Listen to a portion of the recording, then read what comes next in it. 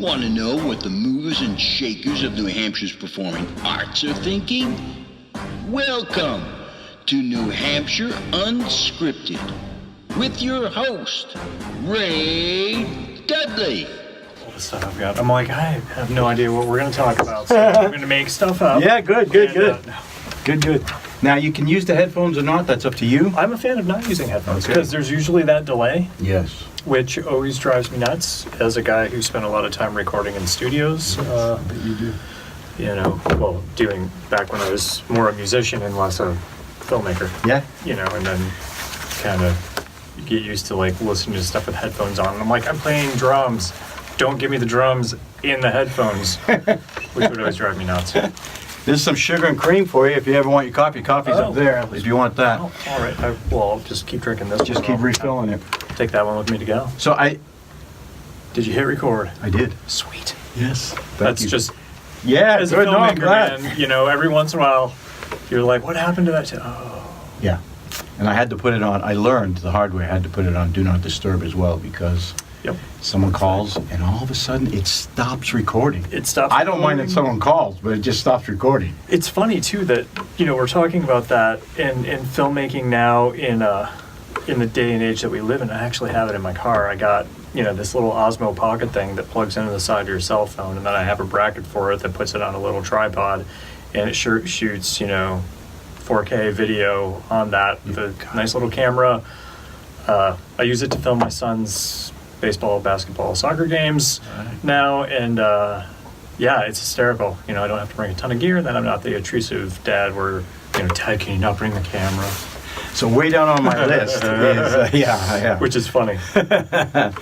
Way down on my list, and I do want to get to it because I do. All right. I do. I want to talk to you about tech and how it's influenced what you do and whether you think it's for the better or the worse as opposed to old school. You don't have to get into it now. We can start from the bottom up. So but like, if you've got a list, which scares me, that I'm listable. Well, I'm going to tell you something. You're not very listable. Your IMDb is almost nil. Really? Yes. You have you've done a lot, but there's not a lot. You're like out there for a director for 4 things. You've been a producer, an editor, a writer, but it's all like 1 or 2 or 3. Mm-hmm. You're a ghost, baby. You're a ghost. Oh. Yeah. You know, okay. It is what it. I mean, the thing is the stuff that I've directed are long documentaries. You know what I mean? And then in a couple of shorts, and then, you know, I got asked to act and stuff, so I ended up acting in a few things, and then you write a few things, and I don't know. And then, you know, to begin with, you know, 9 years ago is when it all started, and I kind of ended up doing it on a whim. Okay, let's start there. 9 years ago, what happened? What changed? So 2008, 2009, I live in Portsmouth, New Hampshire, home of the New Hampshire Film Festival, and full-time single dad, working, you know, musician prior to that, you know, and just have always been a huge fan of film and music and you know, art, you know, in a lot of ways, and kind of went to my first film festival and ended up going to the film festival as a guy who is interested in just films. Now, I didn't want to watch every film. Like some people go, oh, I want to watch this and this. Like, I just wanted to learn about the process.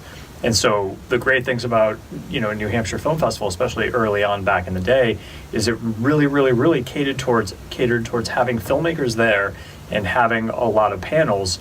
And the panels were geared to, you know, kind of educating you and whether it was talking about, you know, my favorite one, and I always reference it was called From Script to Screen, and it really was kind of like, hey, you write a script, do this, you do this, you do this, you know, and how to make your first, you know, how to make a film. And so up until that point, I don't mean to jump in. No, go, jump away. What was you had no background in filmmaking at that point? You just all of a sudden had a curiosity? My background was I watched a ton of, when I was in high school for whatever, and, you know, growing up, like I always had colds and was always sick. Like it was, you know, well, you know, I mean, it was life, whatever, allergies, whatever, ear infections or something. But I was always staying home from school, and then I was watching movies and listening to music. That was my, you know, my 2 childhood things. And I remember at one point when I had moved out here, I got more into music and watching films, but it was like kind of like, okay, my friends that I had, like I wanted to play drums in a band, so my friends became people that were musicians. I remember my mom telling me after, I think, some night that I was packing up drums to go to a gig in high school, like down in Boston or wherever we were playing, that, you know, my mom had said to me, she goes, you know, you're a good drummer, but you'd be a better actor. Oh, and I remember Mom. like totally offended me. I was like, oh my God, that was the worst thing you could have ever said. And but that moment always stuck with me. One, it made me a better drummer because I was like gonna, you know, it was just fuel. But the other thing is that it stuck with me, and I was like, oh, that's kind of nice to know. And so fast forward to the year that I went to the film festival as just a guy who was like looking for stuff to kind of, I don't know, spark a fire, you know what I mean, like get something started. It was really just a you know, going to all of those panel discussions for the week of the film, or the 2 days, I think it wasn't even 3 days, I think it was just 2, but going to those and like meeting filmmakers and being able to go to them afterwards and ask questions. So I went to that, and was just, you know, as you know, you kind of go to a film festival, and if you've never been to one or whatever, and especially the New Hampshire Film Festival, it really caters towards making filmmakers, in my opinion. And so I was just like, oh God, I want to make a film. And so after that, I'd started writing a few scripts, and I'd always written and done stuff like that. And just kind of met some friends and met people that later on became huge influences on me, like, you know, Mark Dole, Carlina Lyons, Chase Bailey, just some people that I can call friends, and people that helped, you know, push me along the way. And so, you know, I did a 48-hour film festival thing, and just got the bug from that. And it was like, I started out as like, oh, I'll just help whatever you need. And by the end of it, I think maybe I said I'd help write for the script or something like that. And by the end of it, I was acting in it. Took a bunch of music because we needed a musical score for it, and having played in a bunch of bands, I had an extensive, I think I had like 8 or 9 albums that I had recorded over the years that I was like, you know, with different genres, from everything from, you know, indie rock to jazz to, you know, some acoustic rock stuff and whatever, and it was able to contribute that music to that. And, you know, so I got to see the whole process, you know. So I after attending this thing called From Script to Screen, I was able to kind of go and see how the whole process worked in a 2-day period, and be involved in it. And then, you know, after that, I just started writing scripts, and fast forward a year after that, and then I had submitted a script for the film festival, and I think it placed in the top 5 or something like that. I didn't win anything or whatever, but I just remember it being mentioned, and that was cool to me at that time. Yeah, right. And then the thing for me was really somebody saying, yeah, you just make it. You know, it's like, well, what do I, you know, and I learned that if you wrote something, and for me, it like made my directorial debut going, well, I'm not a director, I don't know what I'm doing. And it was hysterical. A good cinematographer friend of mine, Jonathan Millman, you know, he'd said, yeah, I'd love to do it. I like the script. It'll be fun. We'll have a good time. But and Carlina Lyons produced it. The funniest thing was that, you know, I kept, you know, asking people, oh, do you want to direct this? Do you want to direct this? And I'd like interview people to direct it. And when I got to the point of seriously considering someone, and we met, and we're going over the script, and he's talking about how, oh, you know, this scene I want to film it like this, and we're talking, you know, I think that would be great. And I completely disagreed. I was like, no. That's really impactful. Why would you film that as a scene, like, interesting, you know, outside through the window to this couple having dinner? You need to be at the table. You know, you can start it off there. I get that, but you need to be. And he's like, no. I want it to be, you know, more of a. And I was like, no. And then I realized, you know, so my friend Jonathan, who said he'd DP it, was like, yeah, you need to direct it. And I was like, I don't know what I'm doing.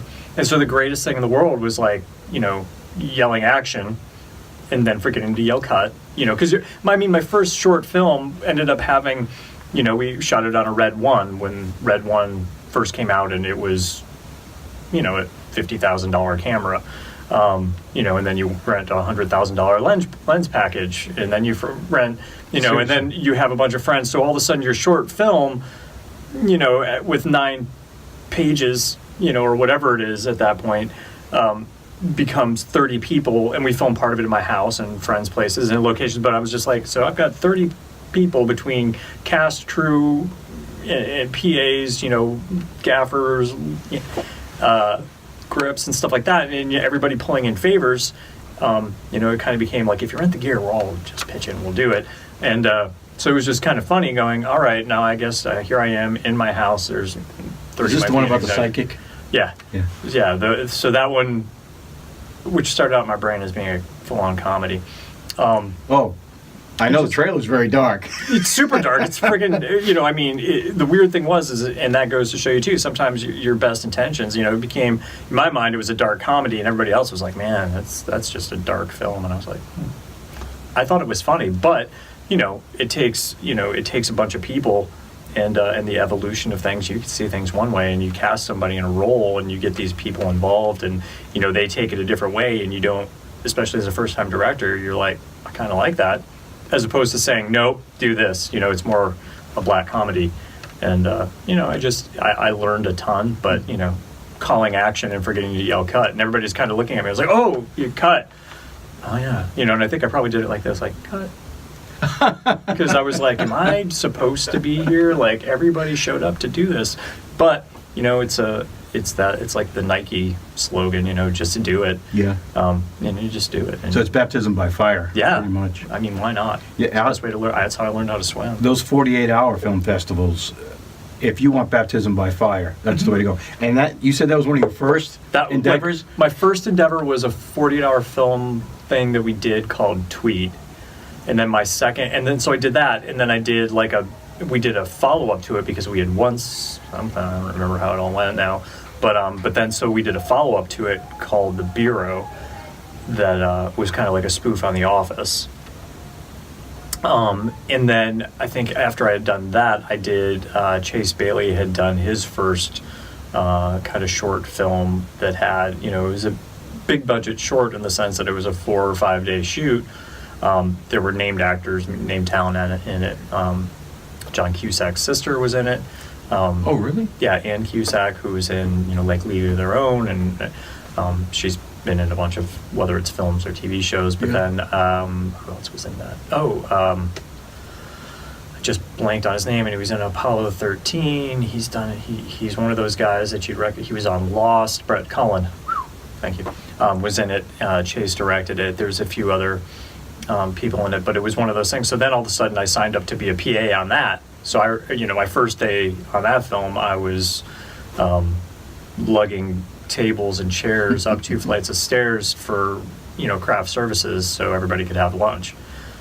And then by the end of the first day, I'd kind of become friends with the woman who was casting extras. And I was like, I'll be an extra in the film. That'd be a lot easier, a lot more fun than lugging stuff around town. And so this was after you started directing your other stuff? This was all kind of before I directed my, in the 9 months leading to directing my first film. It was all like kind of leading up to that, or kind of all happened around the same time. I think we filmed that in the summer, and in the fall is when I shot my first film. But you just kind of, baptism by fire, and you do it. So for anybody who might hear this that doesn't understand what a 48-hour film festival is, can you give us a quick overview of? Yeah, sign up to do it, but it's literally you get assigned a genre. You get assigned a couple of things. I think there's a line to dialogue and a prop that has to be in it, and other than that, that's what you do. You get it like Friday afternoon or Friday evening. You get it like Friday evening at 7:00, and then you have 48 hours later, and then the Sunday evening at 7:00 you have to turn in. And back then you had to physically turn in at a location a DVD with the film burned on it. Yeah. So whereas now you can just upload it. Yeah. And then I remember we shot. What was it? Did we shoot Tweet? Yeah, we Tweet. We shot the first time. We shot on a DSLR. We shot on it was a Nikon D90 or something like that. Which at the very beginning of the DSLR, you can shoot video on this. The funny thing about that is the camera kept overheating, which was all of a sudden we're like, cut, because the camera just shut off. Kidding. So you'd lose takes, but we were learning in the process, and it was cool. And you get that stuff done, and then as things go on, and you get exposed to other. I think the 48 is really fascinating because you can have an idea in your head, but you don't know what you could be science fiction, you could be comedy, you could be love drama, you could be. Oh yeah. So your idea can go right out the window real quick, and you don't even know who to bring in to act or do anything for it. No, so you try to pre-plan with everything, and there's people that are really good at doing these that kind of just do them all the time, and they have a core group of actors, a DP, an editor, a guy that does the score, a guy that does the writing, and they just plug them in as they go along, and it's great. Whereas we're just like pulling on friends, like okay, hey, so which is why we did one. A couple years later, and I remember like signing up to be a writer again or a director or something like that, and everybody that signed up didn't show up. Like the actors and whatever didn't. We got like just suspense drama or something like that. So all of a sudden, I went from being a guy who's going to write it with a couple other people to a couple of us. We basically improv'd it, and we kind of all directed it, the scenes that we weren't so much in. If I was in a scene and I ended up playing the lead, which I thought was funny. Because I don't generally consider myself an actor, but it's kind of fun, if you get to. It's a lot of fun. It's a ton of fun. You're really good at it. Thanks.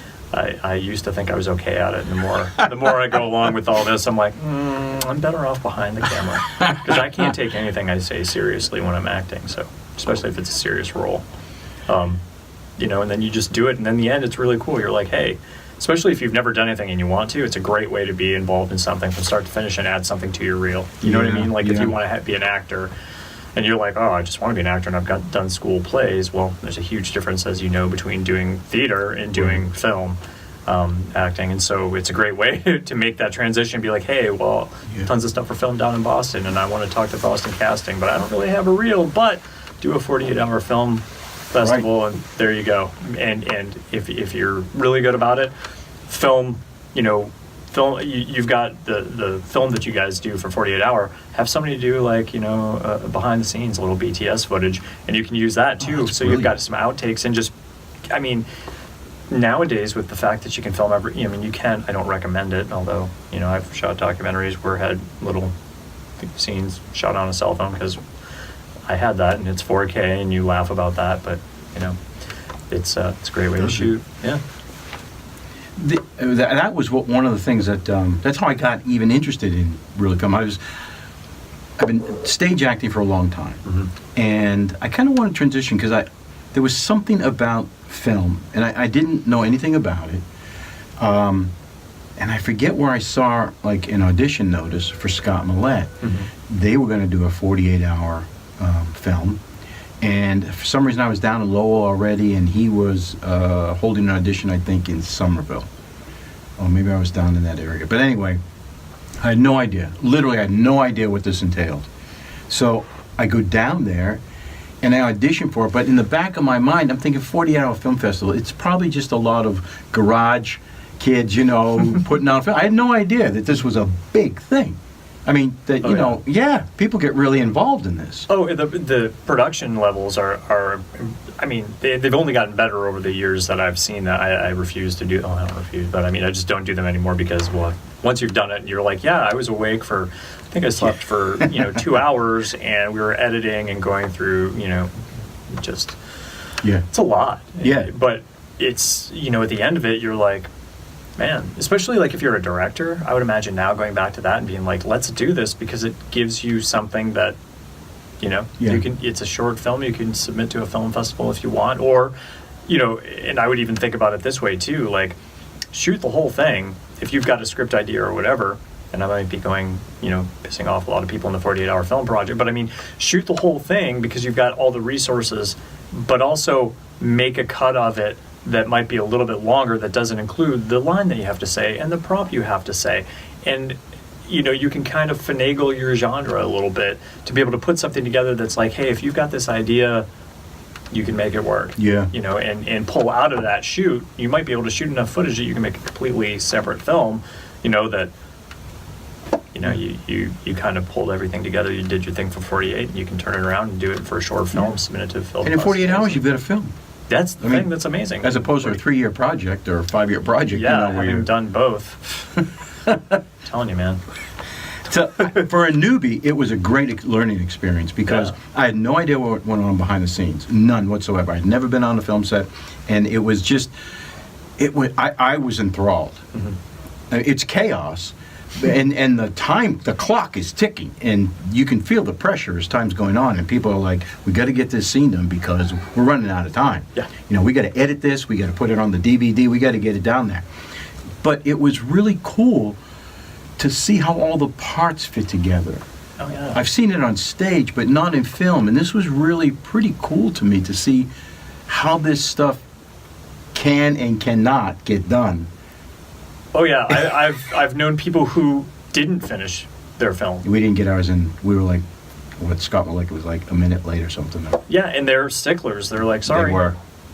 Oops, you didn't do it. You get to still screen your film. I think they're pretty cool about letting you screen, but you're no longer in contention for anything, and it's which it's kind of funny, but it's a great way to make that jump if you're interested in film.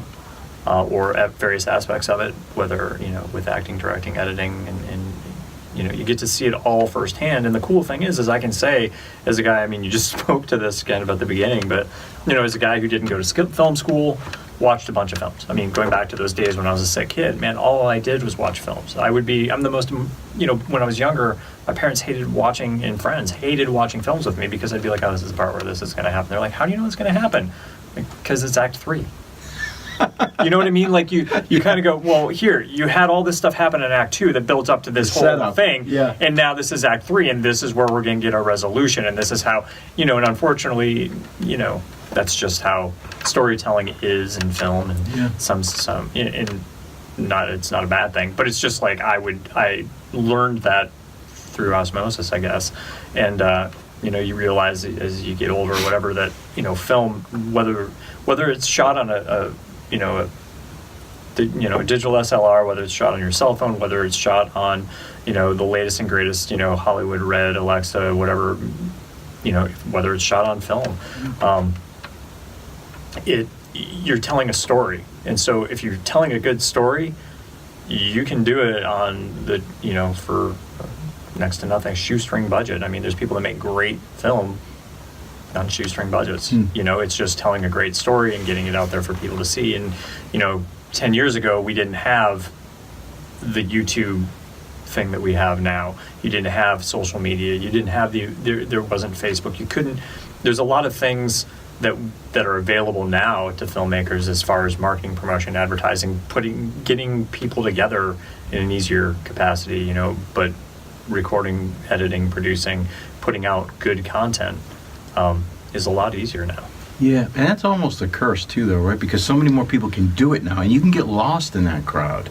Right? But how the do cream you always get rises to the top. That's my opinion. Well said. But it has to be that, right? Because if you go back 50 years, I'm sure there's tons of filmmakers, whether it's Francis Ford Coppola or Scorsese or Spielberg, or these guys are all great and we all know them, and now we've got the J.J. Abrams and there's tons of, I could go down the list, but you've got this core these people that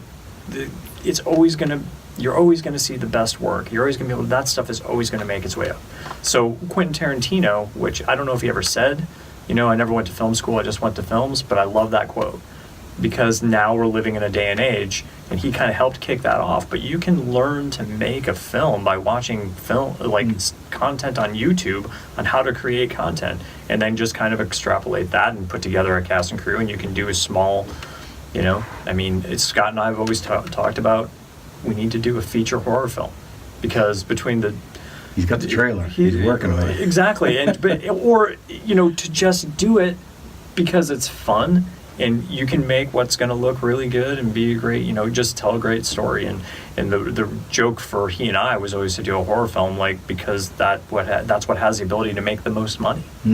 Which is a sad kind of flip side to independent film. But as a guy who's made a bunch of several feature documentaries, it's not it's cool to do it and get it out there and change things and help and get a few dollars in your pocket and all that. But it'd be great to be able to say, yeah, I want to do this thing that's going to explode and become the next whatever. Yeah.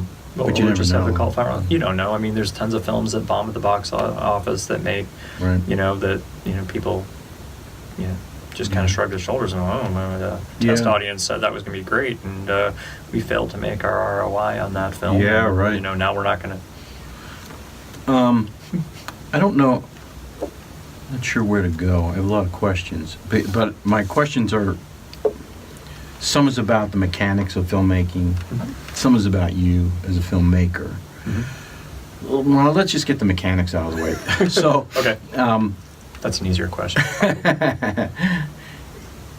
As someone who watches films, and I don't make them, I notice there's a difference in the quality of. This gets back to what you were saying. Anybody can make one, but so I saw your documentary. It was great. Some of the shots were great. Would you use a drone in some of those shots for the some of them? Yeah, drone footage. That was funny if you want to get technical on that, because some of the stuff was done. There's a few cutaway scenes that are shot on my cell phone. There's a few, obviously, drone footage.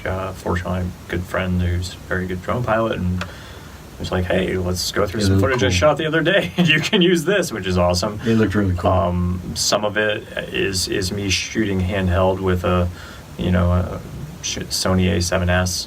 And then some of it's shot on a Canon C100, and for a lot of the interviews, which is great, because when we set out to do that, we had an outline, an idea of what I wanted to do for a film, but didn't know the storyline. You know what I mean? I was like, this is important, this is going on now, this is huge, this is newsworthy. And so I became this guy that just started shooting everything pertaining. So whether it was political, whether it was, these, and it was just like, it's not how I would ever recommend to anybody to shoot a film. You know what I mean? When you're like, I don't know where this is going to go, but at the time we didn't know where it was going. And so it was like just trying to capture things as they happened and go, where is that going to fit into this film? Seriously? Yeah. And so there's, 2.5 years of filming for that. And then there's footage in that was shot by a gentleman who filmed it all on his cell phone. No kidding. This film was called The Heroin Effect. Yep. Still is. But it literally, he filmed himself on his cell phone, and I have about 3 hours of footage of that. And it's probably is a grand total of, in a 90-minute film, I think his footage is probably 15 minutes total that made it into the film of that 3 hours. But it's, granted, again, shot on a cell phone, but you can't take your eyes off of it. Right. I could probably take all of the cell phone footage that I have of just him in that, turn it into a film, and it would haunt people. Yeah, I believe it. It's but it's that found footage aspect of it that makes documentaries really cool. And then if it's the right footage telling the right story, it doesn't matter what it's shot on.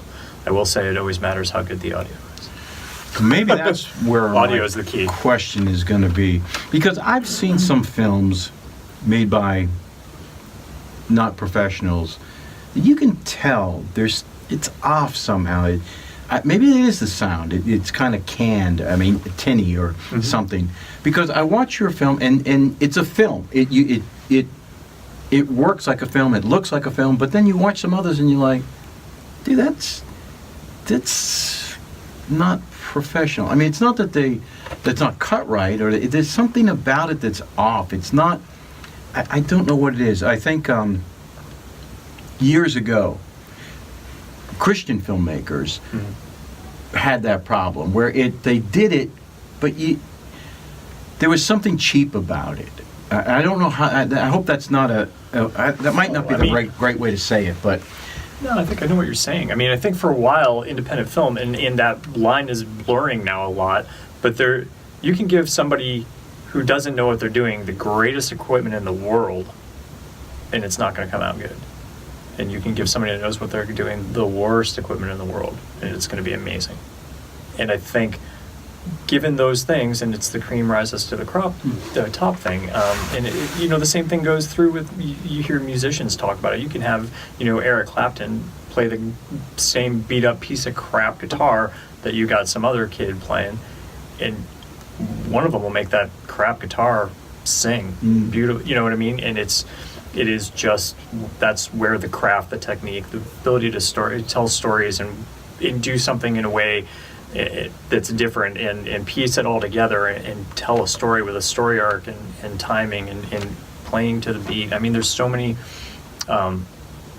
there's so many little things that go into making a film, and it's a collaborative medium, and you need to have somebody to hold you back and rein you in, so you don't have that beautiful edit of that scene, which is however long, and you have to have an editor and a producer that are going to look at you and go, yeah, you can cut that down. Like right now it's 5 minutes, it needs to be 1, and you're like, as the artist in you is like, you can't, this is perfect, and then you get to go through and you cut it all down, and you're like, oh no, it still works, and it still has the same emotional appeal, and we get through it, and it's timing wise, and it's great. I mean, and it works. That has to be an art.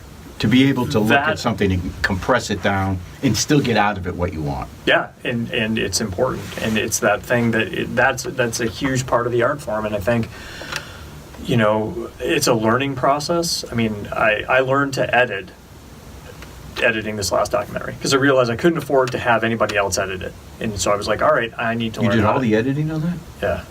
Man. But it was, again, trial by fire. Yeah. So I learned to edit. I had people help me.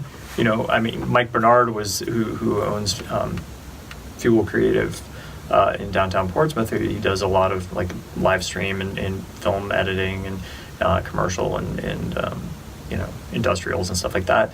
He let me use his studio, and he would, I could ask him questions. He'd just do this. This is how you do it. And he would help kind of early on get a framework going. And then he was, he basically was like, listen, you're just telling me, my whole thing before is I was always like, I was always that guy who was over the editor's shoulder, like, oh, can you do that? Can you do, which I'm sure is the most annoying thing is, to an editor, if you're the director, like, oh, can do this, and why don't you do this? But I think that once you kind of gone through that process, and then all of a sudden it's like somebody says, okay, here's the steering wheel, go, you drive, and then you have to put yourself in that. So for me, having my first real editing trial by fire moment was doing this featured documentary that we premiered at the music hall in front of 900 people.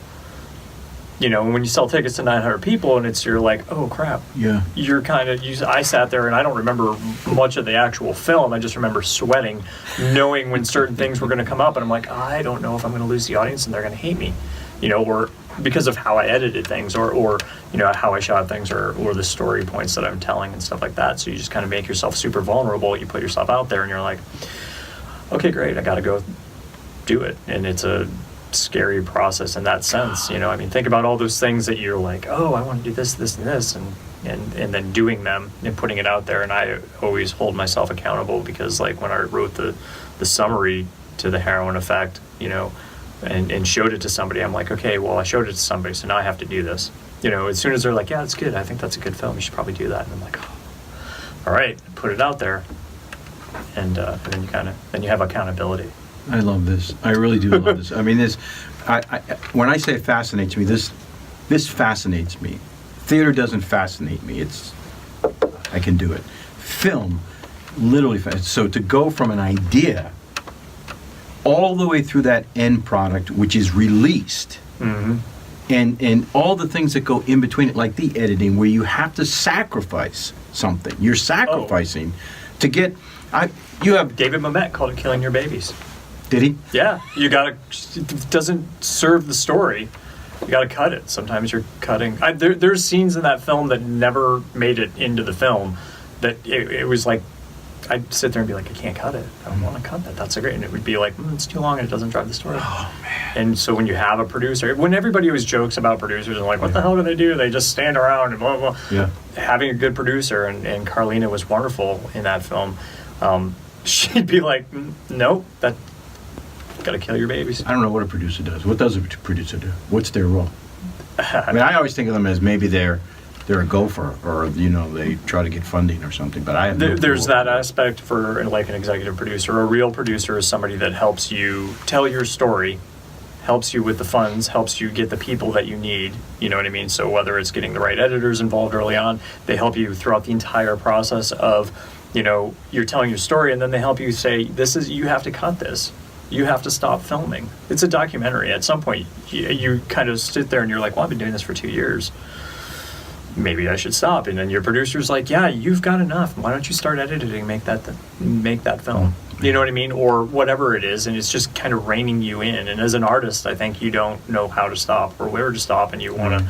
So I think there's certain people that make films that I've tried to watch that I can't, because I think that they don't have producers that rein them in enough. And you're like, that's just my opinion. Yeah, no, it fascinates but I think me there's things that, so if you've got a good producer and they can help you tell your story, and like I said before, it is a collaborative medium, and you need to have those right people. I'm not a person who's really not like super anal about things and have to do, I'm not an OCD person, but if you put me in a situation where it involves a film,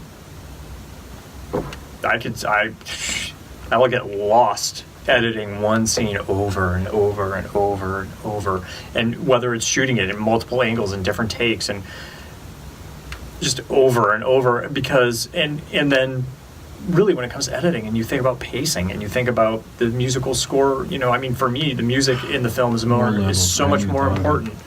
I joke about the horror film thing. Watch a horror film without any sound. They're funny. There's nothing scary about it, but you add the music. You add, you add the musical score, it's tension and release, and it tells you when to jump and when not to jump and catch you off guard. And, you're doing the same thing driving the story home with a documentary, so you need to have the right music in the right spots in order to propel a story. And it becomes harder. And I always joke, I've done 2 documentaries, and after each one I've been like, I'm never doing a documentary film again. Why is that? Because they take too long. It's a pain in the butt. But at some point, there's a story that grabs you, and you're like, somebody's got to tell that story, and then all of a sudden, that somebody becomes you. Michael, I have so much. You just keep opening these cans of worms. I don't know where to go here. Oh, well, you can go all over. I'll direct myself. You have won a lot of awards and been nominated, right? In your short career, you've got the Heroin Effect, award-winning documentary. It says here you won Filmmaker of the Year in 2017 at the New Hampshire Film Festival. You got this Dark Scribbles, which was over there at the Festival de Cannes. The award-winning feature documentary In Danger of Being Discovered, which was, I saw the trailer for that. It looked cool. It's a fun film. I know nothing about musicians either, but it was just kind of cool to know what's going on out there in Portsmouth, and that there's this underworld of musicians that are out there pounding away. It was a great story about independent music and an independent music scene and a music scene and the love of what was going on. That film, like the basis of that film was a storyline that took place in the mid-90s. That like the hustle, like what was going on here was the same thing that was going on in like Seattle. Like we could have been the next Seattle. It was on the tip of everybody's tongue. Like, the problem is that Seattle had kind of the Seattle sound, and we had a music scene that was a whole bunch of different sounds, different bands, whether it was, hardcore punk, whether it was kind of groove jam band stuff, whether it was kind of jazz, whether it was kind of jazz tinged, rock, whether it was all these things where there was hip hop bands and funk bands and soul bands, but they all would play the same venues, and they would all, play together and support each other. And so we just didn't have that thing. But there's a lot of bands out of that scene that almost made it, but there's a lot of guys that were in bands at that scene at that time that did. So whether it was, guys like Al Barr, who was, a staple at the Elvis Room in his band The Bruisers, which was his high school band, that it's still a great band. They're doing a reuniting their show in Boston at the Middle East, I think, coming up this summer. But, huge influential, like, underground punk band at the time, and then he left, joined the Dropkick Murphys, and then everybody knows who the Dropkick Murphys are now. And 20 some years later, he's still in the Dropkicks. They're touring the world. I think they're actually in Scotland right now. And but to put him in the film and be like, yeah, I remember when he was just in the punk band next to my band's rehearsal space, and I got to know those guys then. And so that band, guys who were in let's see, Fly Spinach Fly, which was kind of like an early hip-hop rock band that won like the second or they came in second at the MTV Spring Break Best College Band thing. So they were almost there, right? But they were fusing, rock music with, the Beastie Boys with hip-hop and stuff, and funk. They had a horn section. So, that's kind of weird. But one of the guys in that band is in Mark Paquin, goes by Mark Damon, but now he's in The Pretty Reckless. So they're, internationally known and tour the world and sell a lot of albums, and I think they're doing, I don't know, fourth or fifth. Jamie Perkins, who's the drummer in that band, again, another local guy from the local music scene at that time. It's weird, like I start talking about this and I'm like, yeah, there's tons of people that were, the band Thanks to Gravity, who got signed to Capitol Records, and they, Groove Child, who didn't sign with anybody and should have. They sold 30,000 copies of their debut album out of a van kind of thing, you know what I mean? Like locally, they were charting higher than everybody else was as a local band of high school kids, high school / just out of high school. So at the time, that music scene was really cool, and it was great to go look back at it and capture it and see that the great thing about it is those guys are all still playing, and it was cool to see that. Now, granted, I think you can watch it on Vimeo. You know what I mean? Like, it never had a huge release. We did a release at the Music Hall in Portsmouth, big sellout thing, had 2 of the bands play. It was really cool. The cool thing about it is both of those bands ended up reuniting afterwards and putting out more music. And, which is, here I'll plug Thanks to Gravity. I think they just released an album like a month ago. And they were in it, and they were signed to Capitol, and they're great. I mean, just a super talented bunch of guys who love playing music and still do. So those guys, and it's cool to see that storyline of like love of music doesn't change. If you don't make it, you're still making music. Yeah. Not everybody, sometimes the greatest musicians in the world aren't the ones that make it. And sometimes the worst ones do. Yeah, there's a lot of irony there. There's truly. Oh man! Tangent. Can you tell I have ADD? No, it's great because it brings up stuff which I didn't even think about asking you about. So, Venn Creative. I'm going to spin off here. Venn Creative Media. I see you do a lot of Car Guru. Yeah, thanks to Scott. He turned me on to them, and now I'm the only guy that shoots and edits for They're cool. I like them. They're well done. Well, thank you. They're fun to do. Yeah, they look like they are, even though it's just a commercial for a car. But it's a test drive and review, and the problem is I like cars. You know what I mean? So the greatest thing to doing those is like I love cars, and I always have since I was a kid. You know what I mean? Like I remember when other kids, everybody wanted to be a baseball player or a fireman and a policeman. Like literally, when I was a kid, I wanted to be a race car driver. And I think it only stemmed from the fact that my dad traveled a ton for business when I lived in Miami. He would always come back from South America, where his kind of territory was, and he'd bring me like Formula One cars, like little die-cast 1/8 scale Formula One cars, like every time. Like that was like a cool thing. So, and my dad, we had, he had cool cars when he was younger or whatever, and so I wanted to be a race car driver. It just whatever, and then I just have always liked cars. So doing Car Guru stuff, it's a blast, and expanding on that right now and doing a few other things, but it all seems to be car related, film and car related, which is great because it allows me to have a steady paycheck doing stuff that I like, whether it's doing the Car Guru stuff, whether it's filming some content for dealerships, working on something that I don't want to talk too much about, but could be really, really, really cool, involving some really great cars and the stories behind those cars and that are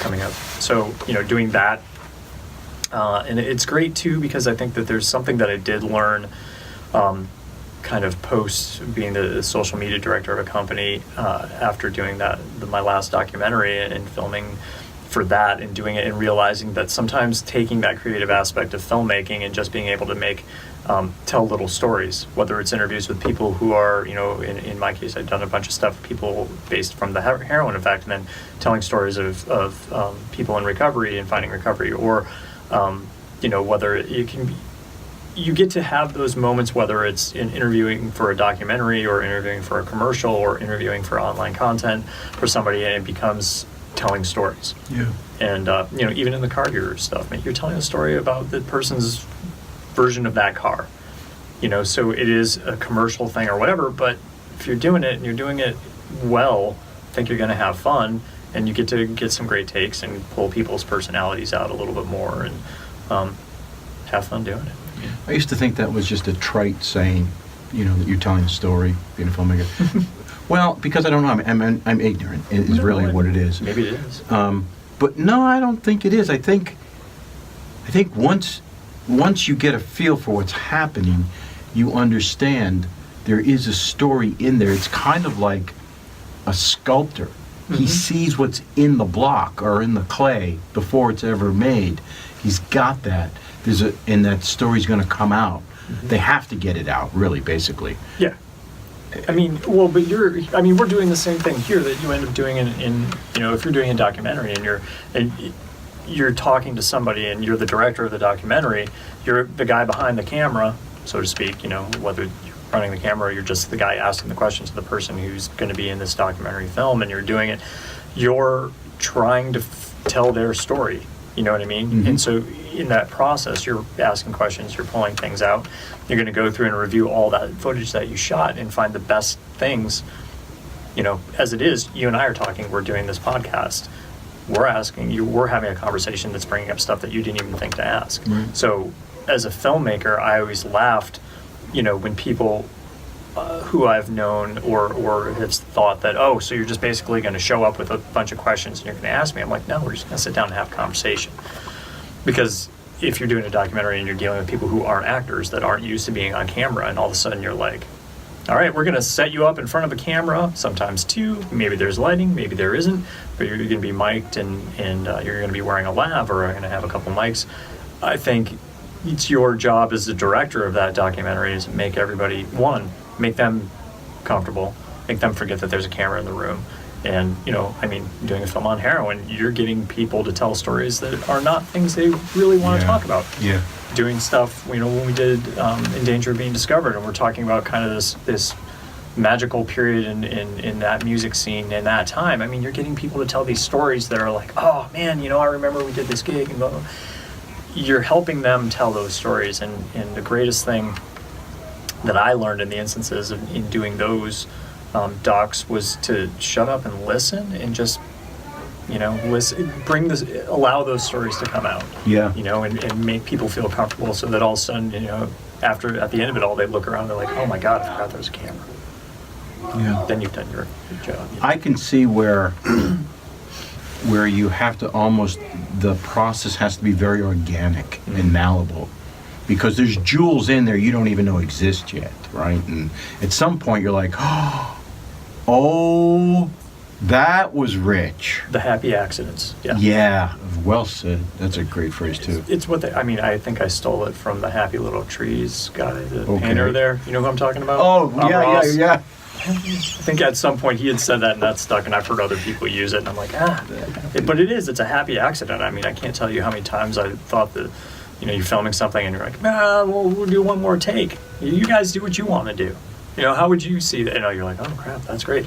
Or even in interviewing for a documentary, and you talk to somebody and you think something's over and you just don't say anything, and whoever's in front of that camera and you know that they're thinking about something, and you just like let it go. And there could be a minute of silence of them just sitting there, and then all of a sudden, thank God you didn't turn off the camera, because something something amazing comes out, and you're like, those moments are priceless. Yep. You cannot script those. That's the great thing about them. Absolutely. They're true, they're raw, they're real, they're honest. This is not even in that vein pretty much, but I did a commercial for Alteri, and my sister was playing my wife. Kind of an odd thing to say. Isn't that a show, Sister Wives? I've never seen it. Odd thing to say. But, yes. And they did that to her. They had a line that they needed delivered, and they had her do it.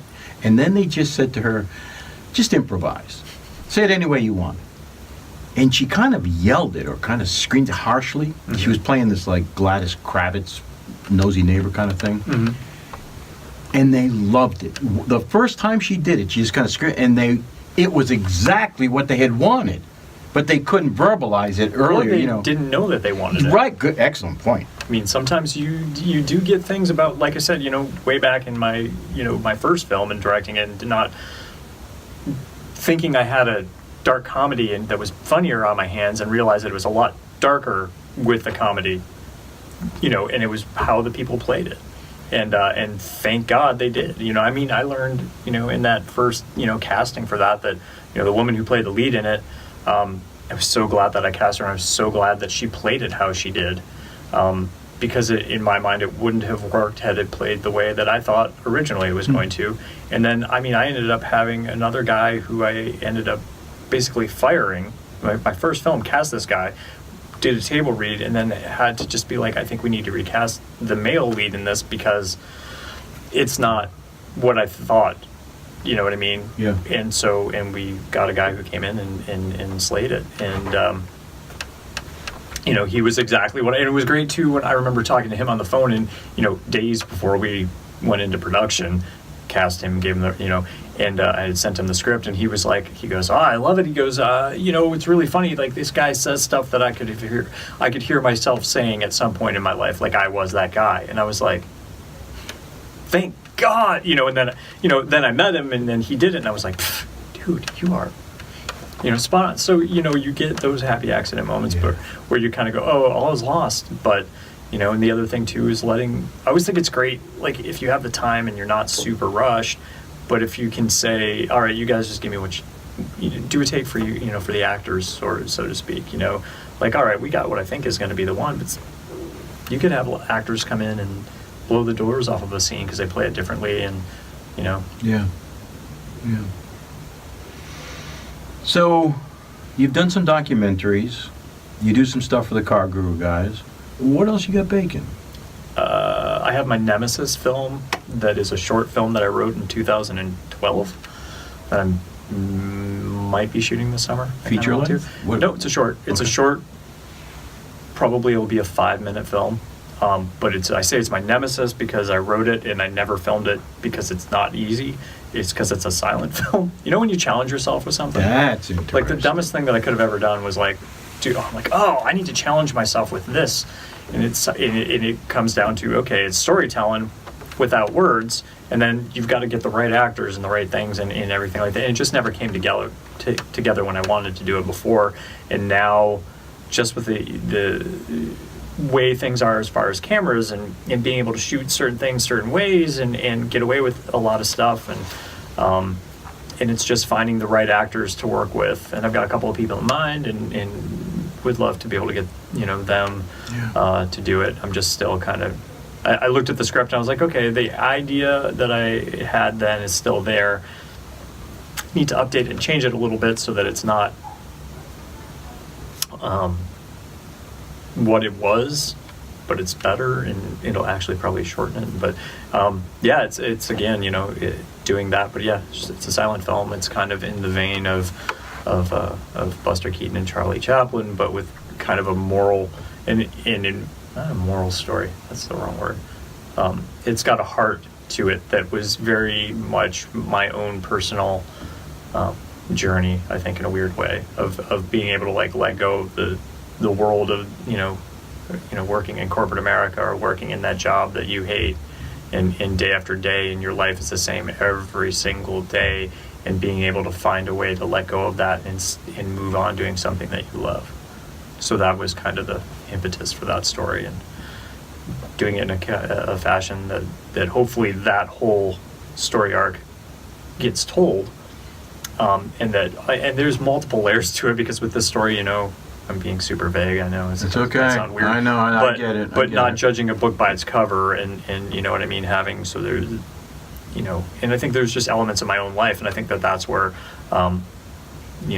anybody who's a writer, I think they pull from their life stories or their life experiences, or people that they know's life experiences and stories. Like you can be super close with somebody, they tell you a story, and you're like, God, that. Right. All right. Well, that really happened, and you can't write that shit and stuff. And so, you take that and you adapt it into a screenplay. Yeah. And it's. Is that going to be a summer project, or is that? Yeah, I hope to film it this summer. I might reach out to you for something. In Portsmouth? Oh, thanks. Just saying. In Portsmouth? You probably shoot it in Portsmouth because I live there and it's easy. Yeah. And it's a good filming location. Like years ago. It is. Well, we shot 4 or 5 years ago. Shot a series of music videos for this girl who's super talented, and we, you kind of. It was great to know that in. A 10-mile radius of Portsmouth, you can get so many different locations where it looks like you're in the country. You could look like you're in the Midwest. You can have a skyline that's like you're in Chicago or Manhattan or whatever. I mean, Right. okay, maybe not Chicago or Manhattan, but you can have a skyline that gives you the idea that you're in a larger city. You can, whether it's without having to go into Boston and you know what I'm saying? So Yeah. you can do certain things, you can cheat certain things in ways that, offers you everything. I love that about Portsmouth. Like there's, you can go to certain streets, you're like, okay, I'm in Cambridge. Okay, you can go over here and be like, oh, I'm in rural wherever. It's just kind of, it's a great multiple location kind of place, so. Yeah. Are you happy with the short genre? In the back of your mind, is there like, I gotta at some point get a full length kind of a movie out there? Oh, yeah. Well, Or are you, no, because you might just be like, you know what, I love doing 5-minute, 10-minute. oh no, back in the day, people always said, well, you do short because that becomes your calling card. Mm-hmm. So, okay, so you do short film because that's what, that becomes like, here, I can do this. This is what I do. My thing is I've already done, I've done documentaries. I've done, which I never once set out to be like the next Ken Burns. You know what I mean? Like Yeah. that is an amazing, there's certain Michael Moore. There's people that are these amazingly successful documentary filmmakers that are, it's awe-inspiring, and I would love to be able to do that, but I don't have some big financial backer saying, here, do this. I wish I did. So the next best thing is to keep doing with what you kind of do and what you love, and finding, Scott and I have always talked about doing the horror film because it would be fun. You know what I mean? That's the kind of thing where I always joke about the fact, like, you shoot a horror film and they're really scary, but as a filmmaker, that at the end of the scene that's so scary and the director yells cut, everybody is laughing. It's just like, or they start laughing, or at least I hope it's that way. We'll see. But in my mind, in The Conjuring, which is a freaking scary movie that I can't even watch but at some point, there's a scene where everybody's bust out laughing, and they're just. But I think there's a way to do films like that really well, and I'd love to do everything from whether it's a romantic comedy or it'd be great and it'd be fun. I don't think I'd turn away from doing any of that stuff. So if someone had handed you $1 million or a couple $1 million, you have a project that's sitting there on the shelf ready, you'd be like, if somebody we're handed hitting me a the couple street $1 million, with this. I could put together a project in time to do it. Absolutely. Whether it's something where I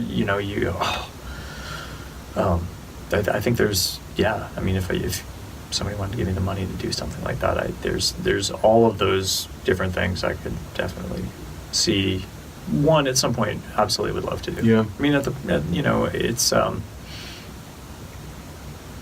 having the right script, but the right people, but knowing. Well, that's what I'm wondering. So if someone handed you money, Mm-hmm. would you be able to just say, oh, I have this thing has been burning in my soul for 5 years, or would it be, okay, now I got to go find a project? It might be both. It like literally might be both. I mean, there's definitely stuff that I'd probably go, I could pull out that thing that I wrote a few years ago, which was an outline for, it's like a 30-page outline kind of idea for a film, which is kind of, breakdown of each of the acts. And I'm like, I could probably pull that together. Or I might go, you know what? Let me go see, I know a few good writers, or let me just go see what else is out there. Or, book adaptations and stuff like that. I mean, there's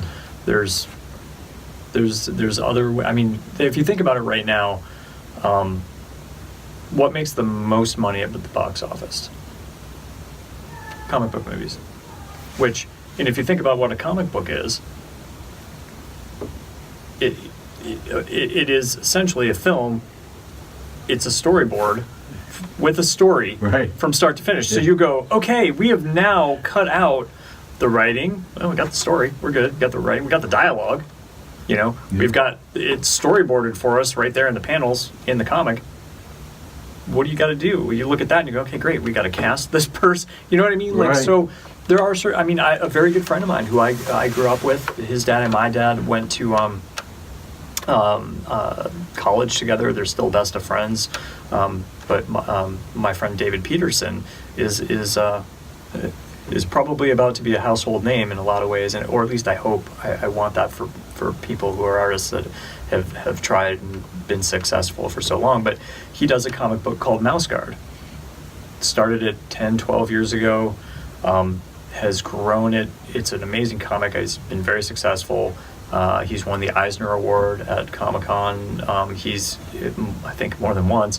It's an amazing comic. A couple of years ago, it got picked up by a guy who was like, "Hey, we want to do this as a feature film." And the people that picked it up were the guys that were involved with the new Planet of the Apes movies, and the guy who's the screenwriter who was like who got tasked with writing the screenplay from his comic.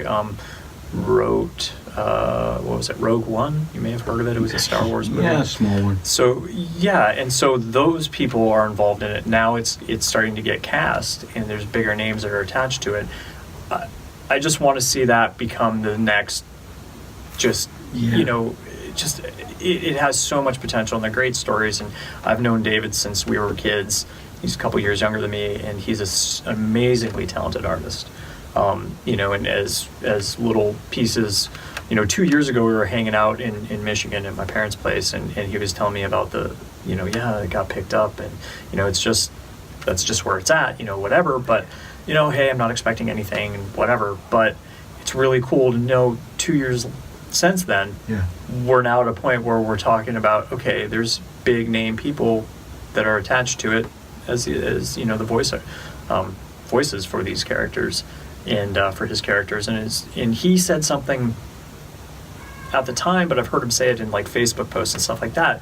He's just like, I just had an idea. The difference is I wrote it down, and it's that, and I think that drives me. And like, think about how many people are like, oh, I've got this great idea for a movie. Yeah. Whether it's I've got a great idea for a movie, I got a great idea for a book, I got a great idea for a song, and you just go, it's taking an idea. I have more respect for somebody that like had an idea, made the movie, and it sucked. Yes. Because you did it.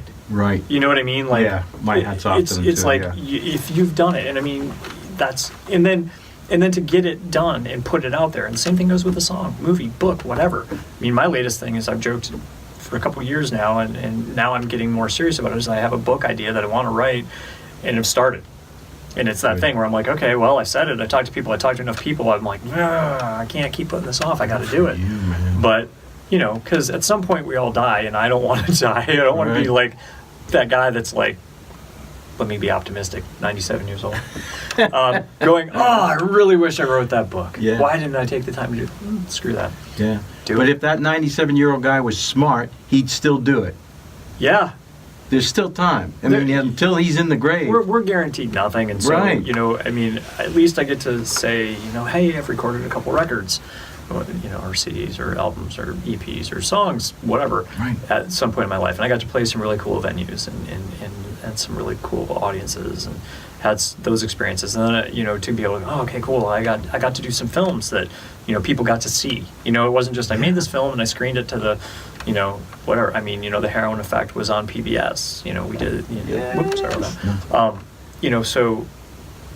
people got to see it, and then not, every once in a while I look at the report from, the distribution company that's handling it, and it's funny to see that it's, because it's available via, Amazon, iTunes, and Google Play, and you get to see that there are places, New Zealand, Iceland, that have downloaded and watched your film. South Africa, Finland, Scandinavia, Denmark, it's just weird when you look at the map and you go, well, from a guy who didn't go to film school, made a film in New Hampshire, and to know that it's been, all over the U.S. and in Canada, but also, kind of on a global scale, in a sense, just kind of makes you go, that's just weird. And we live in a world today where that's possible. I know. So we do. It's a weird, I can't imagine what it's like for somebody like Dan Brown, who wrote this book, had an idea, wrote it down, put it out there, took off to the point where, it's such a, I want that for everybody. Every artist who I know who's put themselves out there and I want them to be successful. You know what I mean? Like, well, I don't think you can hammer that point too hard. what separates many people is somebody woke up and decided to do it. Yeah. They just had nothing to do with the idea being better than someone else's idea. They just decided to do it. Yeah. And that's, I mean, it was... That one step is huge. You don't David think so, said that, but... Yeah, when David said that, I was like, you're right. It's that huge step, and it's not... It's just doing it. It's just... Right. And for some people, they'll never do it. They'll have the idea, and they'll just never do it. And they'll For other talk people- it and talk it and talk it. Yeah. I'm with you. And for other people, it's like, you can't not do it. And that's what happened to me with, like, the documentary. I'm like, I just remember being like, there was one instance that happened, and it gave me the idea to do the film, and I went home and I wrote 2 pages or 3 pages in a journal and outlined this, and I couldn't not do it. And every time I'd tell somebody about it, they're like, that's a great idea. Or there would be some other thing that was like, gotta do it. Yeah. And, you know, I'm glad I did. I mean, it'd be great if it won an Oscar or an Emmy or whatever, but the reality is that, you know, I looked at that film like, if I get to tell this story and it helps somebody, some family, somebody whose kid is struggling with addiction or does something, if it does that, if it has that kind of an impact, then cool. Then that's more than what I would have done just as a guy who had an idea sitting on a couch. And you know never what I mean? know who's gonna be impacted by it or what's No. gonna happen, right? Yeah. And you cannot conceive. It's impossible to conceive No. who could be touched by that. Yeah, I mean, I'm psyched that I got to do creative mornings after the film came out, after we kind of premiered it, and it was really it was cool to do. Like, I always like doing Q&As. Because I think you get to get a great idea of your audience or whatever. And when people sometimes ask, you know, there's parents that brought their kids and they had a kid who wanted to be a filmmaker, and they're like, well, you know, we took him out of school today and we brought him in here because, you know, just to ask questions like, what's your word about it? I'm like, just do it. I mean, Nike can sue me for saying Have it, that but- question on but it here. is- What would you say to the up and coming It's filmmaker? just do it. Like, if you want to do that, just do it. I mean, because what's the worst that's going to happen? The worst that's going to happen is you don't do it. Yeah, right. You know what I mean? So just do it, because I mean, not everybody's going to like it. Even I in mean, failure, you learn. oh, that's how you learn. Right. I mean, it's not like, you can use the Edison light bulb example. Although, did he really invent it, or was it Tesla? But anyways, Don't start. But, sorry, that's just a funny story.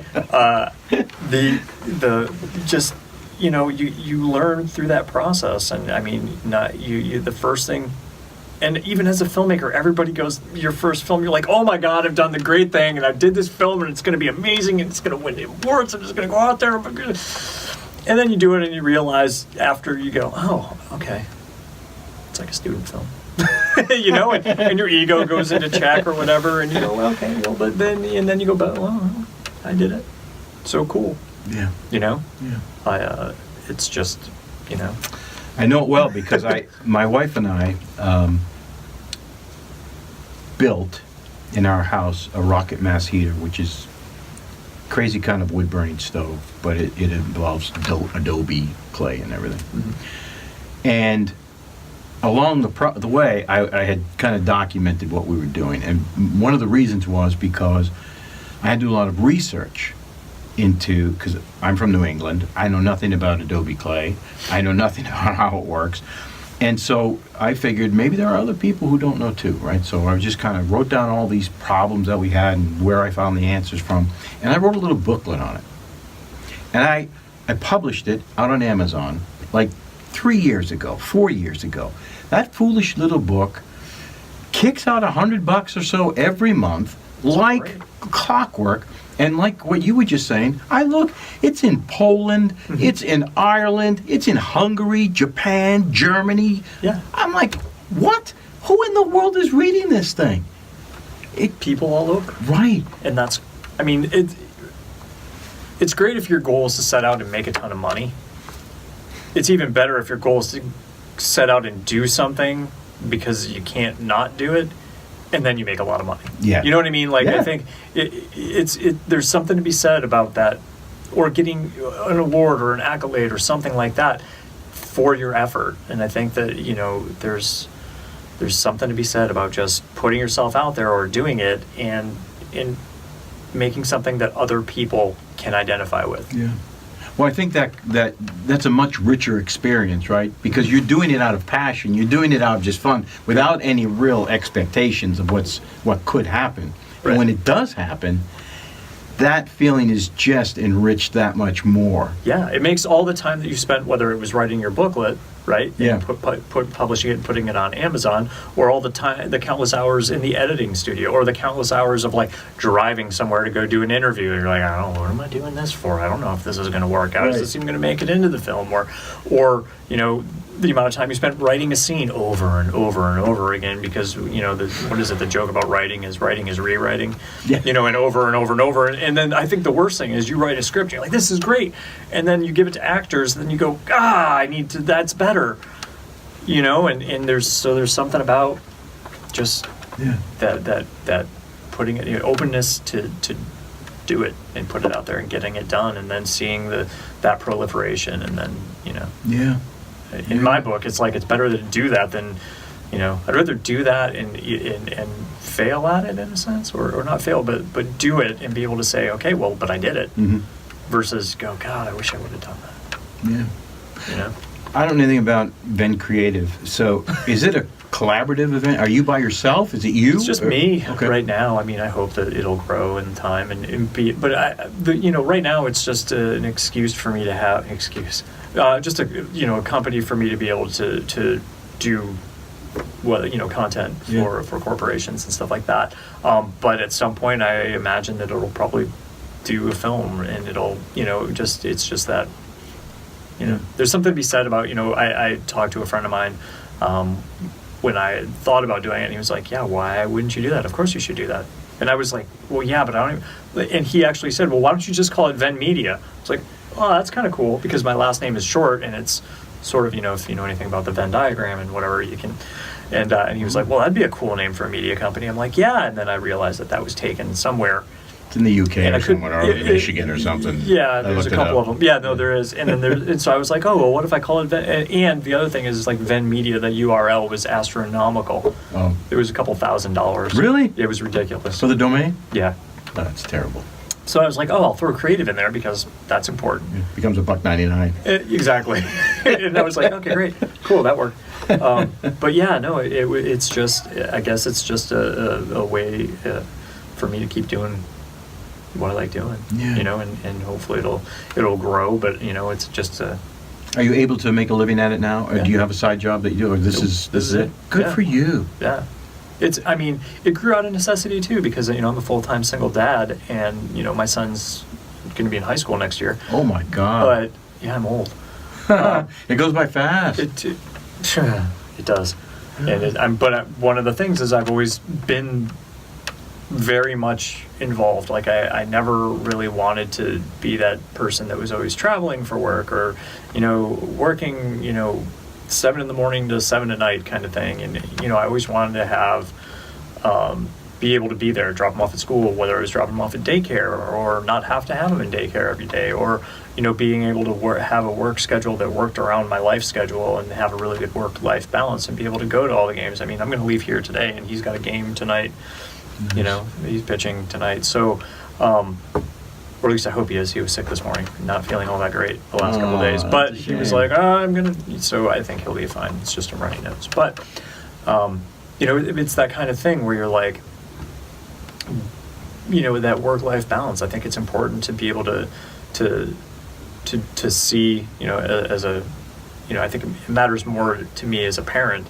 If I didn't have a kid and it was just me, I would have moved to LA and I would have done this and I could have done that, but I went about it differently. But what I learned is, like, okay, there's a great film community around here. There's a lot of people that appreciate film. Boston isn't far away at all. Yeah. There's a great, tons of movies are filmed there now. Yeah. You don't have to be in LA anymore. I think that's kind of what has changed so much. I mean, if you want to be on the big feature film sets, and you need to be in LA, but if you want to be, an independent filmmaker that's making really good independent films, whether it's docs, whether it's just, other things, you can be in Atlanta, you can be in Vancouver, you can be in Boise, Idaho. I think that there's the way media is consumed now is so. I mean, you can be a content creator on YouTube. Yeah, you know, and other various and there platforms. are kids who are doing it. Absolutely, yeah. Kids. So you know, and you know, it's you can do what you want to do, and I think that there's a certain thing that's wonderful about the fact that it's kind of open to everyone now. I mean, I think it's weird too to think about, you know, growing up there was like 4 channels. Yeah. You know, and so those were the only shows that you could watch. And then you look back on that time and you're like, now there's so many shows and I can't watch all the ones I want to watch, and I can wait till they come out on Netflix so I can binge watch them. We're all, you know, or there's just nothing on TV. I mean, how many times do you hear people say, oh, there's nothing on TV? No, I just binge watch Netflix, or I just find movies on Netflix and watch those. Well, the great thing about that is it's made documentary films appealing again. Like reality television, I think really helped documentary filmmakers. That's interesting. Or at least, it makes sense. What I mean? It makes sense, and I hope so. So when I say, oh God, I'll never do another doc again, I like doing them. I just have to find the right thing to do it again. Yeah. And I have a couple ideas that I've been like, well, maybe that's the way to go. Yeah. But, you know, until...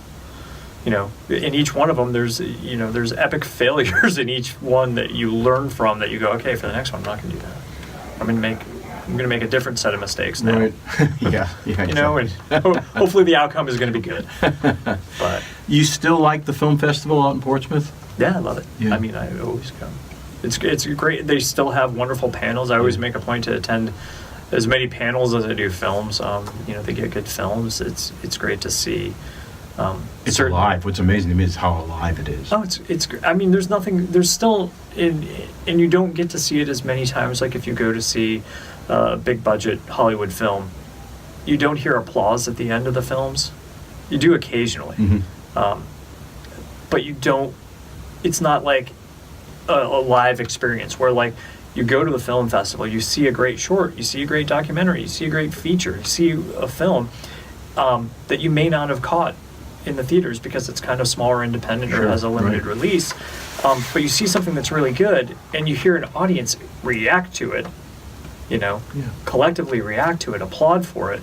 And then, I mean, at that film festival, the filmmaker or somebody who's seriously involved in the film comes out on stage and does a Q&A. Yeah. And, you know, I love it. I remember, you know, watching a film by a local guy LA filmmaker now, Austin Chick, and he had done a film a few years ago at the New Hampshire Film Festival that was called, I want to say Girls versus Boys or something to that effect.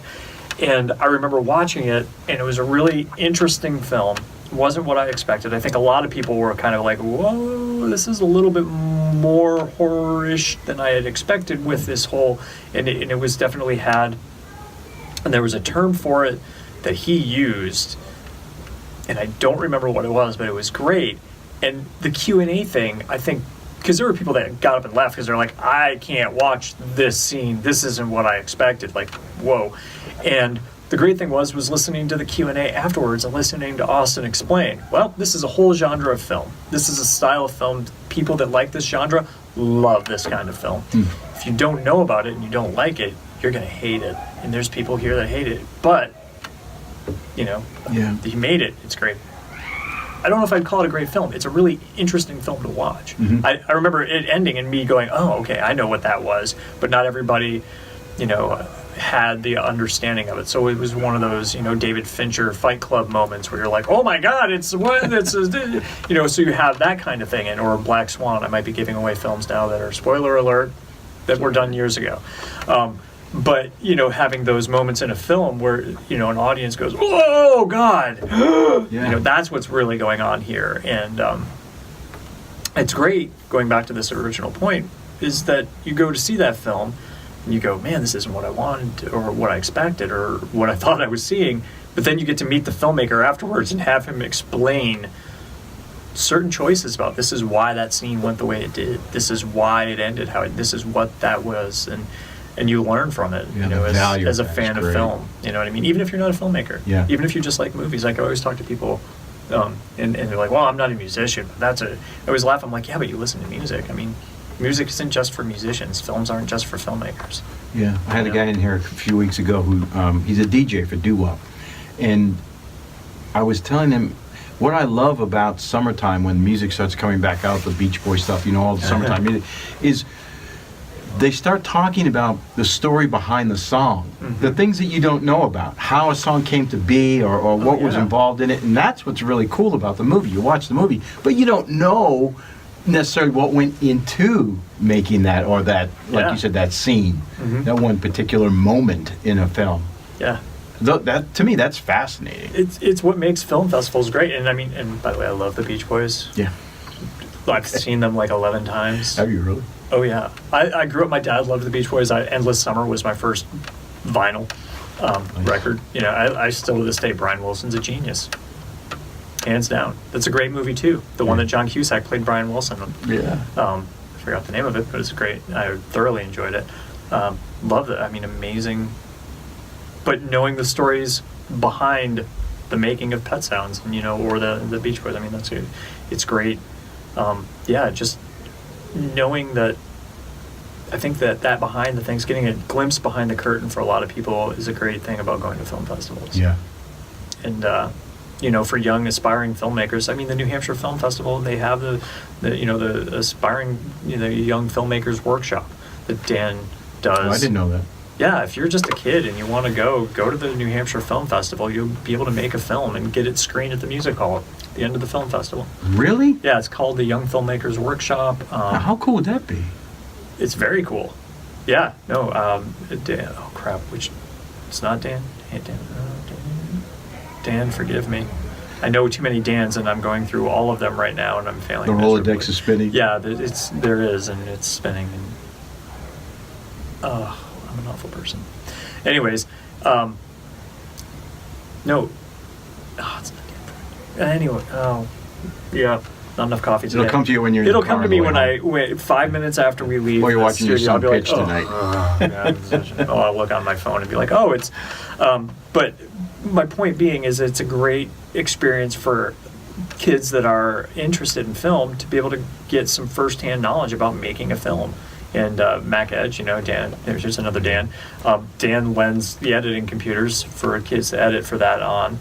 They, people are able to film on a couple of different cameras. I think PPM TV might be involved too. Yeah. Could be wrong on that.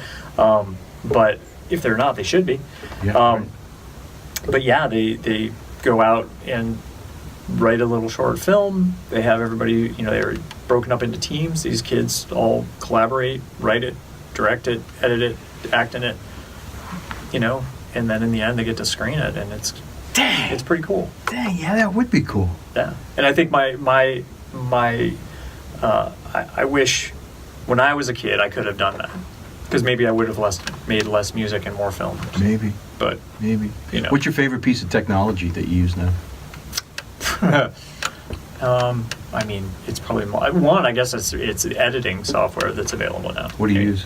Adobe Premiere Pro.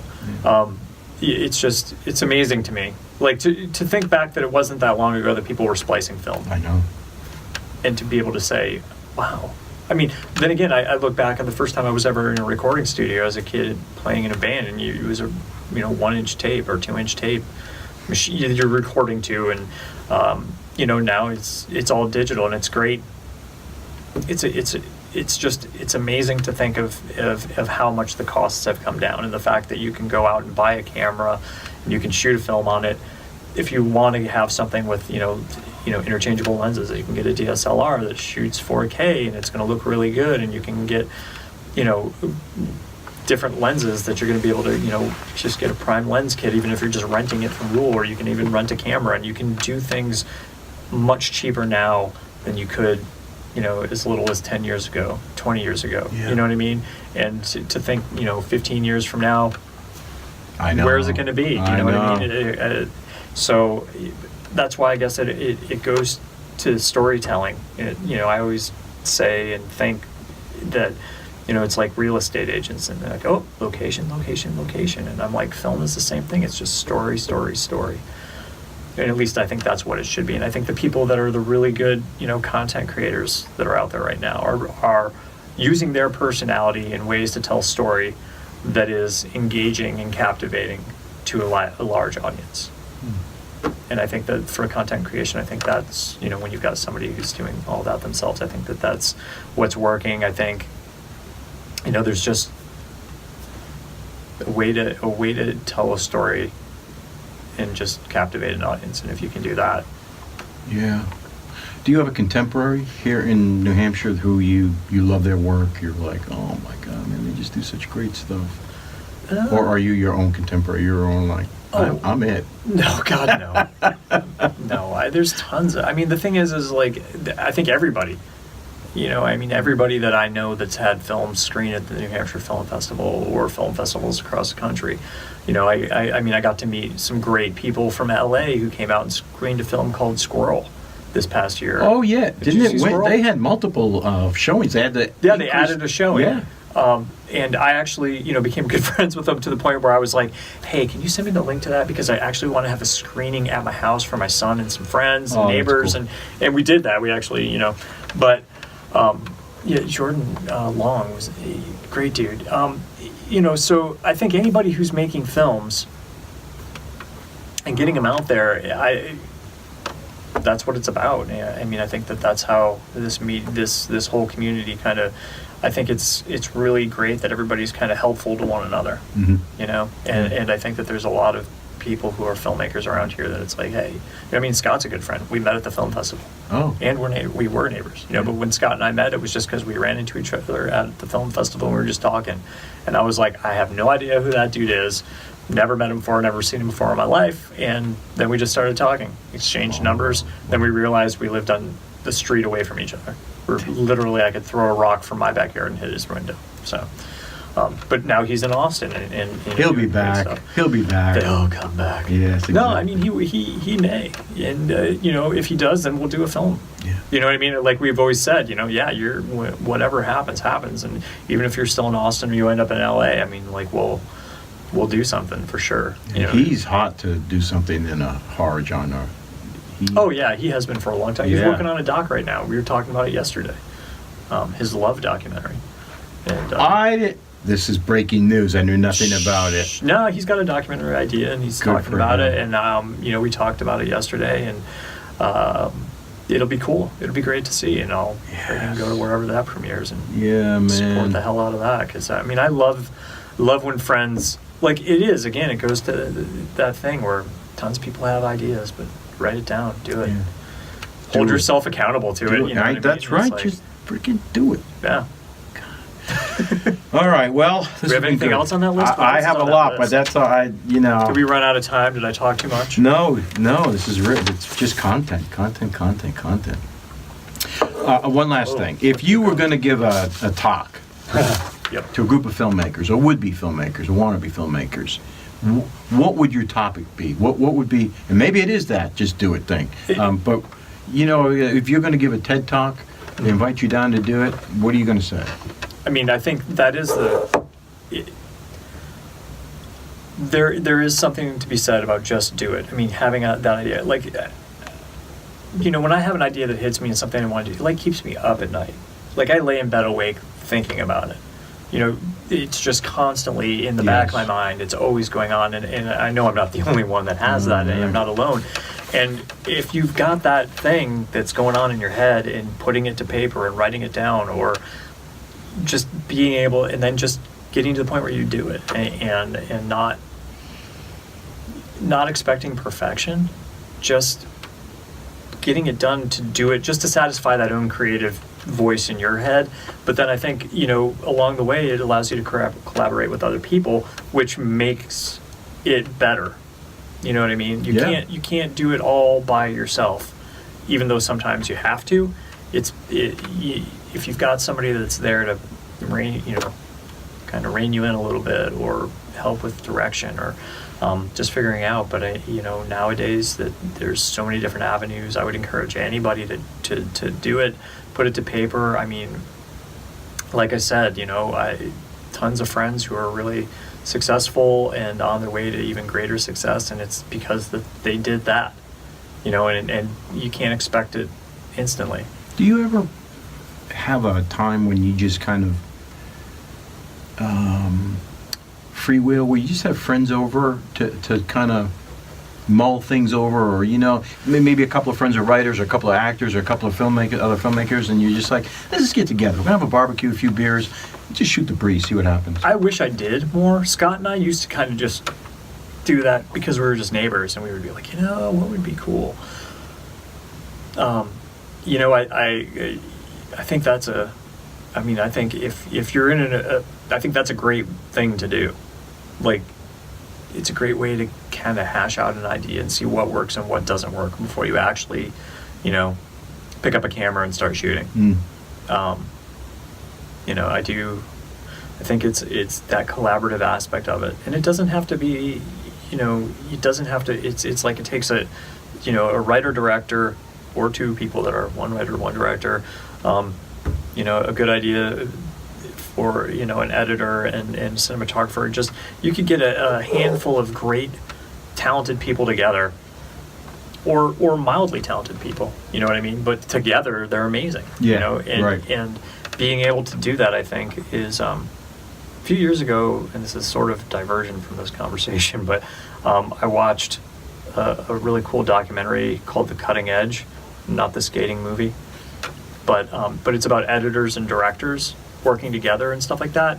And they were talking to the woman who was Quentin Tarantino's editor and how she worked with him. And I just remember being, and sadly she had passed away after she'd kind of been his only editor, I think, for his entire career up until that point. And she was able to, but it's one of those things, you realize, behind every, great director is this editor who was able to, so it just kind of shows that collaborative process. So, I think if I could have a barbecue and get a lot of my friends together that are, my problem is that they're all over the place, and it's not as easy, but... and Skype's not as much fun. No, there's something to be said about just sitting there and listening to somebody say something, and then you can look back at it and be like, God, you're a genius, or what the...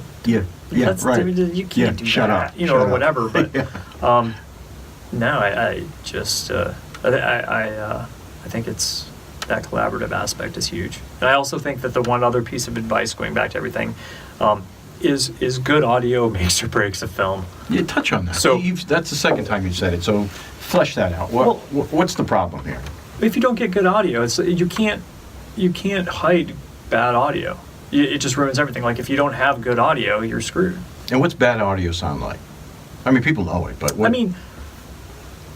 Whether it's tinny, whether there's wind noise, whether there's little crackles, whatever it is, however you're recording it, be super anal about the audio. If you're going to spend money, if you've got $500 to spend on a film, and you're like, okay, where do we spend our money? Okay, $400 goes to the audio guy. That's how important audio is in that scenario, because it's you can't clean it up. You can't clean it. Once it's done and you've yelled cut and you're sitting there and you go, oh, you can reshoot stuff. You can figure out ways around bad footage. You can always do something. Or in a documentary, if you're watching a documentary and there's a really compelling scene, but it's kind of grainy and crappy looking, but there's good audio, you can get away with it. Yeah. If you're watching something that's got bad audio in a beautiful scene, you notice the audio is bad. Yeah. So. And it takes you right out. It pulls you right out. You're like, wow, this is an amateur hack. Yeah. That's, and you can clean that stuff up as much as you want and try and stuff like that. And there's tons of ways to try to remove wind noise and try to do this and boost that. And then all of a sudden you just get digitized audio. Yeah. So. Yeah. Spend your time making sure you've got good audio. that's on the Car Gurus shoot. We do those all the time. Conditions aren't always perfect. They're outside. Getting good audio, because nobody's going to watch those, 20, 30, 40,000, 100,000 views. Nobody's going to watch them if the audio is bad. Yeah. So. And you just can't clean it. In the editing room, you just can't clean it up enough. Nope. So make sure you're getting good audio. And I think that is one of those things that I feel like every filmmaker has gone through. Oh yeah, charge your batteries, carry spares, stuff like that. But there's really, it's this weird overlooked thing that people, you're making a film. It's a film. Yeah. Right. Yeah, but you got to watch it and listen to it too. Yeah. Unless you're doing a silent film. Silent film. Yeah. But it's like a silent musical, so I guess. Oh. Yeah. Well, that's interesting. Not a musical so much. There's music in it. so it doesn't make it silent. There's just no dialogue. I guess it's a dialogue-free film. Got ya. How's that? Got ya. Dialogue free. I really tried to adopt that show don't tell aspect of script writing. Oh, nice. And I just remember reading a book at one point, and that point being It'll be hammered interesting to see home. if you can get the story out properly. Yeah, and Love see that. now I've said this in some public fashion, so I feel like Yeah, commit. kind of have to do it. We'll see. It'll get out there. But Okay. Yeah, I Okay. don't know. So anybody has an idea or anybody wants to get in touch with you, what do they do? VennCreativeMedia@gmail.com. It's my email. It's easy to get in touch with me that way. I'm on Facebook. Kind of ish. I'm out there. I'm out there. Your Facebook. car guru. Those are out Oh, there. they're out there. Twitter. It's Michael S. Venn. Like at Michael S. Venn on Twitter. But yeah, I mean, it's. And do as many roles as you can. Like if you want to do film, like that's the other thing, I joke about. Like I've PA'd on a film, written, directed, acted, produced, edited, scored. You know what I mean? Just Yeah. do it all. Like if you I need to do that. because you have to, it's really difficult if you're like, if you're like asking somebody, like if you're a director and you're like, you need to do this. Well, but if you've been in that situation, you know what it's like. Mhm. If you're probably the only thing I've never done is like held a boom mic because I'm not tall enough. That's my excuse. I'd probably get tired. So if somebody wanted to do that stuff, if somebody wanted to help out on a film and do something, where would they go to even find out where it's happening? Is there a site? I don't know. I mean, there's got to be I would think. forums and stuff like that. I mean, I know there is New England Film. there's New that's out England there. Film. There's Boston Casting if you're an actor and you want to see what's available for extras and Yeah. fairly local. You can go and do that. Small parts and stuff. They're always casting people. Yeah, but you could be a PA or anything through them, right? You can a PA through. There's ton. I mean, just start asking. Just start looking around. Yeah, do it. Just do it. It's, I don't know. There's one thing. If you listen to the very beginning of this and you're like, go to the very end and then we can just sum up the whole thing. Like, just go do it. Yeah, right, It's fun. right. Hour and a half. Hour and a half. Condensed. Just go do it. Yeah. Swoosh. Yeah. We soon. I feel like Nike is. Yeah. Well, They hit it. they did. It's brilliant. All right, my friend. Cool. Thanks for coming by. Thank you for having me. Oh, It was you're. fun. Oh, it's rich. It's great. Thank you so much. Oh.